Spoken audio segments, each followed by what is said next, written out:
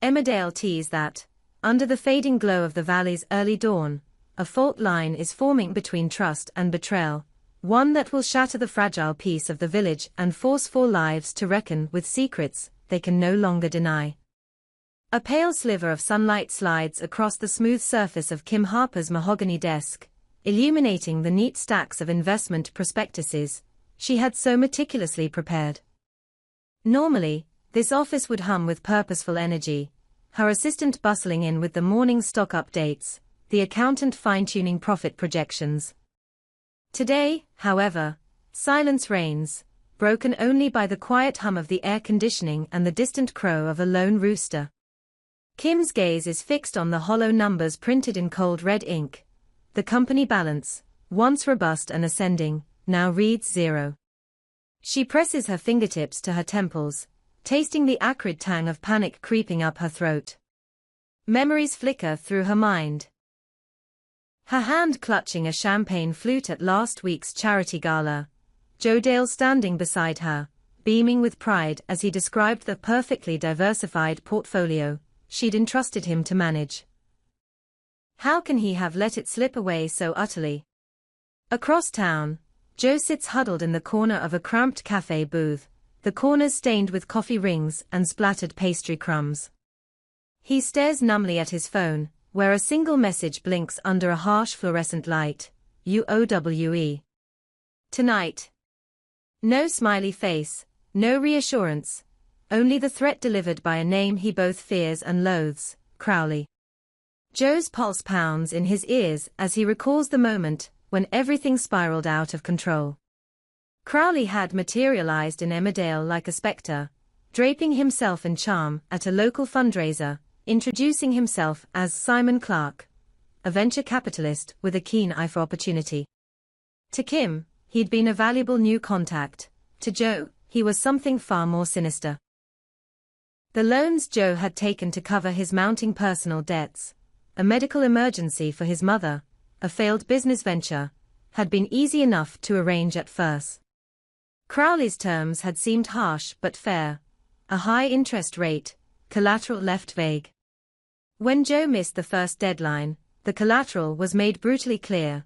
A photograph of Crowley pressing an envelope against Joe's letterbox, the silhouette of a scalpel etched in the shadows.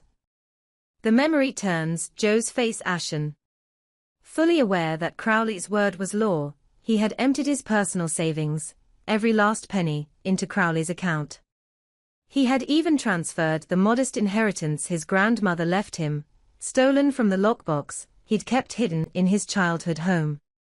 Now, as the sun climbs higher, he realizes with sickening clarity that none of it will be enough. Tonight, Crowley will demand more.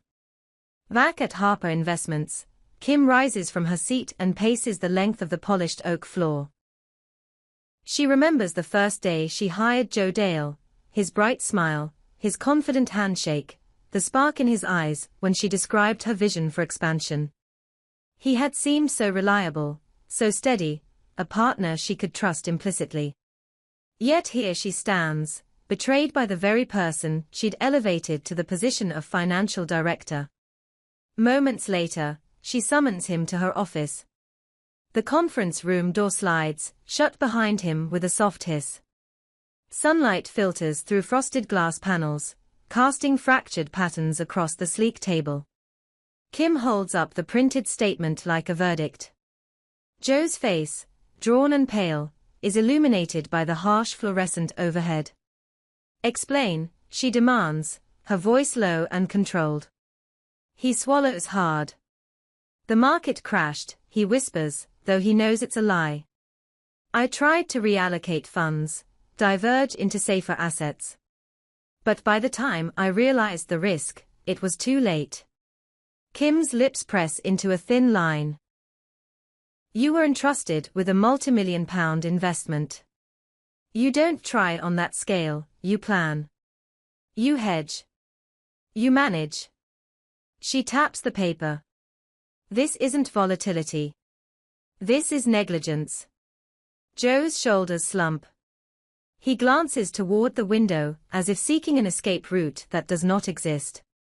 I can fix it. Give me time. Time is the one thing you don't have, Kim replies, voice cold. Beneath her hurt, betrayal simmers into anger. I'll have to bring in someone else to audit your work. And you'll need to account for every penny that's missing. He nods, tears pricking at the corners of his eyes. Yes. I'll. Good, she says, though her tone offers no comfort.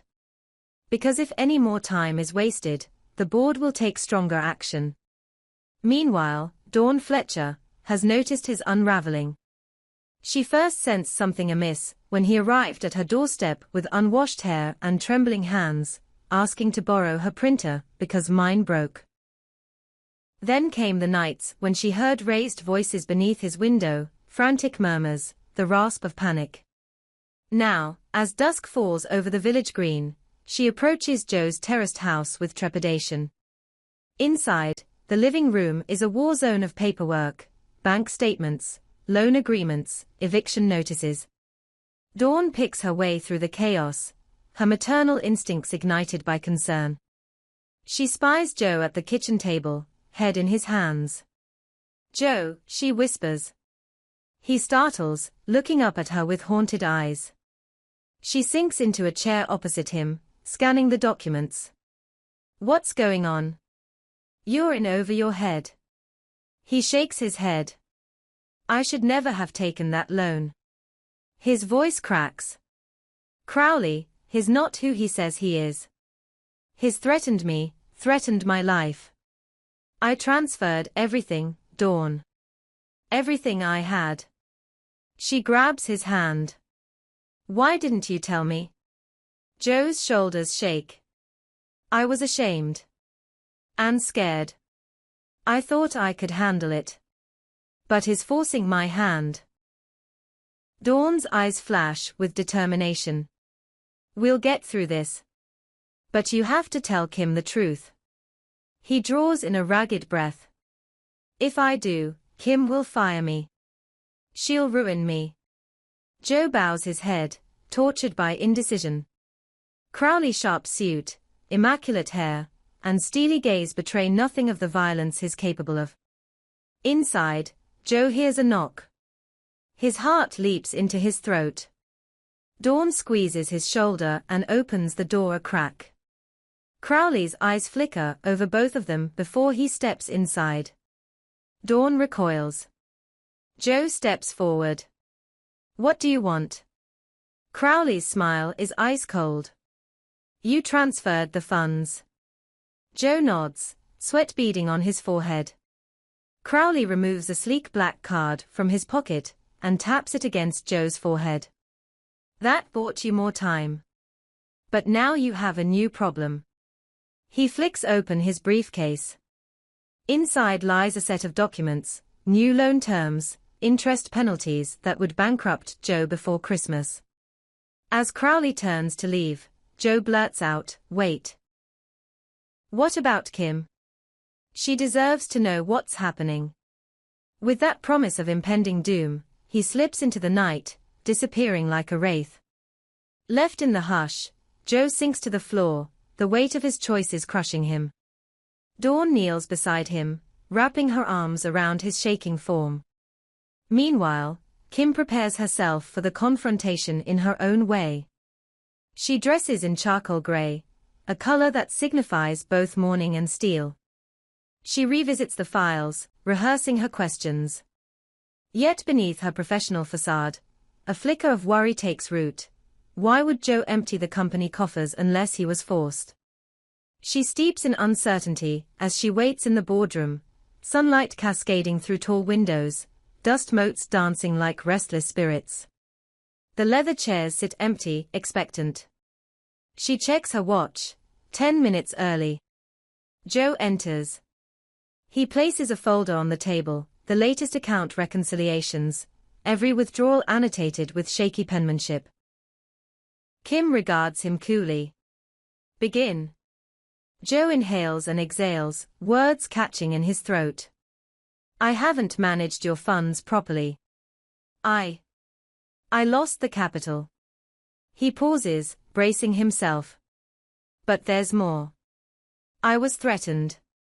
Her brow arches. Threatened. He tells her everything: Crowley's false identity, the loans, the threats to his life, the extortion of his personal savings, and now, the new demands. With each revelation, Kim's expression shifts, from disbelief to indignation, and finally, to fierce resolve. When Joe finishes, silence settles like a heavy cloak. Kim stops before him, her steely gaze softening. You almost cost me everything. She inhales deeply. But I understand why. We'll deal with Crowley together. Relief and terror war in Joe's heart. He dares to hope, but knows that the coming days will demand courage and strategy neither of them possesses yet. As they leave the boardroom side by side, Dawn emerges from the hallway, offering a small, encouraging nod. The three of them stand united, a fragile alliance against an unseen enemy. Joe awakens the next morning before dawn, guilt and determination warring in his chest. He rises quietly, mindful of the early light filtering through the curtains in Dawn's spare room, where he stayed last night. Dawn, ever the guardian, insisted he sleep under her roof for safety. His phone lies on the nightstand, screen blazing with voicemail notifications from Crowley's unknown number. Joe steels himself, knowing he cannot avoid this conversation any longer. He sends a brief text to Dawn, "I'll be back as soon as I can," and slips out into the still street. The chill air bites at his face as he rounds the corner to the cafe where Crowley demanded to meet. It's a neutral ground, an abandoned strip once popular with morning commuters now swept up in the valley's economic downturn. Joe's footsteps echo on cracked pavement as he approaches a folding table and two plastic chairs, one of which Crowley already occupies, arms folded, expression unreadable beneath the brim of a dark fedora. "Morning," Crowley says without looking up. His voice is low, measured.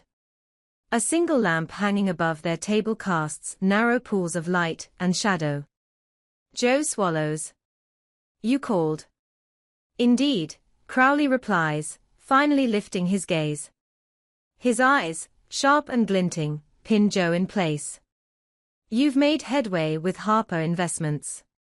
I received word your boss is willing to collaborate. That pleases me." Joe's heart stutters. "You know about that?" Crowley inclines his head. "I know everything you choose to reveal." He taps a manicured nail against the tabletop. "But you've been tardy with my repayment. We must expedite matters." Joe forces himself to nod. "Yes. I'm negotiating with Kim and Dawn now. I'll have more funds soon." Crowley's lips curl into something like a smile. "Good. But not soon enough." He slides a black envelope across the table. "New terms." Joe hesitates, then opens it. Inside are loan documents typed in legalese, demanding immediate repayment of triple the original debt, plus an assignment of any future profits from Kim's investment project. Joe's breath catches. These terms would hand Crowley the keys to Harper Investments itself. "I can't sign this," Joe whispers, voice cracking. Crowley leans forward. The air between them tightens like a drum. "You will. Or I will send someone to collect what I'm owed, directly from you." His tone shifts, colder than steel. "And when I do, no amount of apologies or boardroom alliances will save you." Joe's blood runs cold. Yet resolve flickers in his chest. "I need more time." Crowley's gaze narrows. 24 hours. After that, the default clause activates. He stands, folding the envelope into his coat pocket. Tick-tock, Mr. Dale.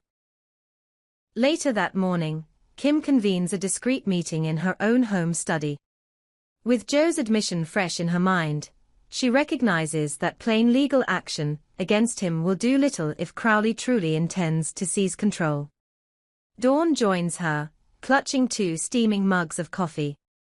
The two women share a look of grim determination. It's corporate warfare now, Kim says. She pushes aside a stack of financial forecasts and opens the latest market analysis. Crowley is trying to strangle us by exploiting Joe's position. Dawn nods. He's playing both sides. To you, he's the villain forcing Joe's hand. To Joe, a monster who'll kill him if he refuses. We need leverage. Kim pinches the bridge of her nose. I hired a private investigator last night to dig into Crowley's past. If we can unmask his true identity, if Simon Clark is a ghost, we strip him of credibility and gain legal ground. Dawn sips her coffee, eyes bright with urgency. And I've arranged safe houses for Joe, in case he needs to vanish for a while. We can't let him face Crowley alone. Kim's gaze softens. Thank you, Dawn. Without you, Joe would be dead. She looks out the window at the early spring haze blanketing the fields. We'll bring Crowley down, but we must move quickly. Meanwhile, Joe returns home midday, the weight of Crowley's ultimatum heavy in his pocket. He steps inside Dawn's house to find her poring over a manila folder of documents, old news clippings, photographs of Crowley's meetings with local financiers, and a dossier from the PI Kim hired. They found something, Dawn greets him, voice low. Dawn clicks her tongue. More than hiding. He's been laundering money through shell companies, using local business ventures as fronts. If we expose his true identity with evidence, we can freeze his assets and involve the authorities. Joe exhales in relief. That could buy us a lot of time. She knows that if Crowley's takeover is to be prevented, she must shore up loyalty within her company and secure a majority vote in her favor.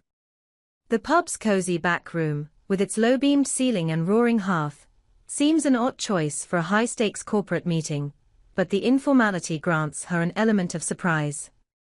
Tom, her most veteran advisor, raises his pint when Kim enters, flanked by Dawn and Joe. Kim. This must be serious. She nods, corralling everyone around a round table. It is. Our finance manager, Joe, has uncovered evidence that our supposed investor Simon Clark is actually Callum Rowe, a fugitive fraudster. He's been manipulating Joe under threat, trying to seize control of our investments. Murmurs ripple around the table. Diane, a younger board member, leans forward. Can we prove it? Joe stands, voice steady but tight. We have documents from a private investigator, transaction records, surveillance photos, and the original fraud convictions. We will submit these to the authorities tomorrow. Tom's face hardens. If it's enough to freeze Rowe's assets, he can't legally enforce these loan terms. But we must move swiftly. Kim adds, we'll file for an injunction by noon. In the meantime, I need everyone to remain loyal, no leaks, no panic. Our reputation depends on unity. Diane raises her glass. To unity, then.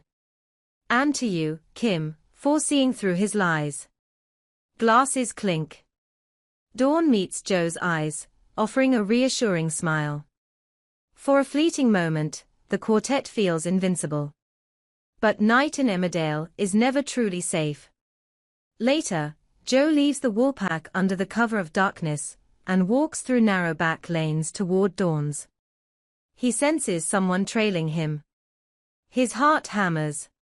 Quickening his pace, he turns into a side alley and presses against the cold brick wall, phone clutched in sweaty hands. A figure emerges at the alley entrance, tall, broad-shouldered, coat collar turned up against the chill. No hat tonight. Joe's blood runs ice-cold recognition. Shouldn't be skulking in shadows, Dale, Crowley's smooth voice purrs from the darkness. Makes you an easy target. Joe's voice catches. I'm done running. Crowley steps forward, the lamplight illuminating his sharp features. Am I? You're about to hand me the keys to Harper Investments. You know I won't let that slip away. Joe squares his shoulders. You're done. By tomorrow, your accounts will be frozen. The SFO is on its way. Crowley's lips curl. I admire your optimism. He reaches into his coat and withdraws a small device, a high-intensity laser pointer fitted with a camera. Smile for me, Joe. This goes to Kim if I don't get what I want. Joe stares in horror. The camera whirs as Crowley activates it. You really think your precious documents will save you? I know people in high places. This village is full of crooked MPs and bankers. They'll bury your complaint before it sees daylight. Fear spools tight around Joe's lungs, but then resolve flickers. He takes a step forward, voice steadier than he feels. You underestimate Dawn and Kim. They are not afraid of you. Crowley laughs, a sound devoid of humor. Then they haven't met the real me. He flicks the camera off and pockets the device. Remember, Joe, 24 hours. Tick-tock. He strides off into the night, leaving Joe trembling. But beneath that tremor, something hardens, the conviction that this ends now. At dawn, as pink light edges the horizon, Kim, Joe, and Dawn assemble at Harper Investments. Kim carries the injunction paperwork. Joe brings the pies folder. Dawn has alerted the local constable to stand by for the complaint. They exchange determined glances. Kim steps into her office and closes the door. She clears her throat. Let's do this. Joe opens his folder and begins reading his sworn statement aloud. Dawn slips in the surveillance photos and the emailed court records of Callum Rowe's conviction. Kim fills in the legal forms with her signature. By mid-morning, they walk together into the regional office of the Financial Conduct Authority. Kim submits the injunction and the complaint. Dawn and Joe offer their testimonies. The official behind the desk, clipboard in hand, nods gravely as he reviews the evidence. You've provided compelling proof of identity fraud and extortion, he says at last. We'll process this as urgent. In the meantime, I recommend you secure legal counsel to enforce the injunction. Kim thanks him, her heart pounding. They leave the building into the midday sun, battered but unbeaten. Back in Emmerdale, Crowley lounges in an opulent suite at a nearby hotel, a facade of respectability crumbling beneath his calculating smile. He watches his phone as messages flood in. Notices of injunction filing, alerts of police interest, a request for his bank records from the FCA. His steel blue eyes glitter with fury. He picks up the phone and dials a number saved under Roche. Rowe here, he snaps. They are moving against us. A crackling voice answers, what's the play? Crowley's expression darkens. We accelerate. No more threats. I want them silenced, permanently. The line goes dead. Crowley leans back, the cruel gears of his mind already spinning new designs of destruction. As Crowley plots revenge, Emmerdale braces for the storm. Kim returns to her office, exhaustion pooling behind her eyes, but relief settles alongside. Dawn fetches coffee, and Joe closes his laptop with a sigh. I never thought we'd pull it off, Joe admits. Kim offers him a small smile. You nearly got us killed, but you also brought us here. Thank you. Dawn raises her mug. To survival, and to what comes next. They sip in quiet solidarity, knowing that though Crowley's power is checked for now, the next move could cost them everything. Emmerdale's green hills may seem tranquil, but their peace is brittle. The true battle has just begun, and none of them will emerge unchanged.